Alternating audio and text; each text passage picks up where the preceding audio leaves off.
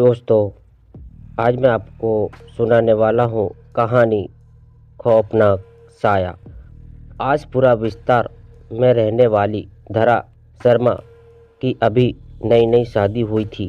शादी के 2-4 दिन बाद ही पति दिलीप को ऑफिस के काम से एक हफ्ते के लिए दुबई जाना पड़ा। धरा अपने अनुभव के बारे में बताती है कि एक रात जब वह अपने कमरे में अकेली सोई हुई थी, तभी अचानक उनका टीवी चलना शुरू हो गया, जिससे वह चौंक गई। उन्होंने तुरंत उठकर टीवी बंद कर दिया और फिर से सोने की कोशिश करने लगी। थोड़ी देर बाद उन्हें महसूस हुआ कि उनके बगल में बिस्तर पर कोई लेटा हुआ है। टीवी का अपने आप चलना और फिर किसी की मौजूदगी का एहसास होना घर में अकेली लेटी महिला को डरा देने के लिए काफ़ी था। धरा जिस ओर करवट लेकर लेटी थी, उसी ओर करवट लेकर लेटी रही। उन्हें समझ नहीं आ रहा था कि करे तो क्या करे। खुद को समझाने के लिए उन्होंने सोचा कि शायद ये उनका वहम होगा, लेकिन थोड़ी देर बाद उन्हें फिर से वही अनुभव हुआ कि जैसे बिस्तर का गद्दा दब रहा हो और बगल में लेटकर कोई करवट बदल रहा हो। इस एहसास से धरा के तो रोंगटे खड़े हो गए। वो समझ नहीं पा रही थी कि यह सब क्या हो रहा है। बहुत हिम्मत जुटाकर वो बिस्तर से उठी और पीछे पलटकर देखा।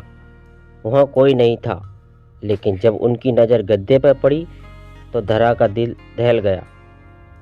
गद्दा नीचे की ओर दबा हुआ था और ऐसा दिख रहा था कि जैसे उस पर कोई इंसान लेटा हुआ है। अब वह चिल्लाना चाहती थी, पर खौफ और डर के मारे उनके हलक से आवाज़ तक नहीं निकली। दिल की धड़कन बहुत तेज हो चली थी।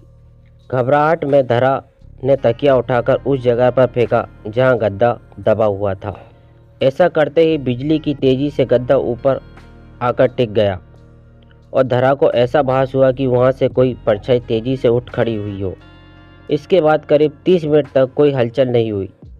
तब धरा में थोड़ी बहुत हिम्मत बंधी और उसने पास खड़े मोबाइल से बगल के कमरे में सो रही अपनी सासू माँ को फ़ोन किया।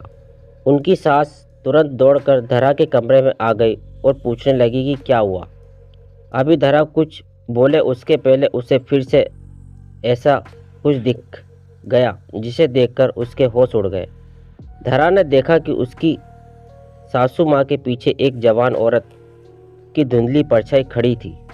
उसकी आंखों की जगह काले गहरे गड्ढे थे और उसका कद करीब करीब कमरे की छत जितना ऊंचा था।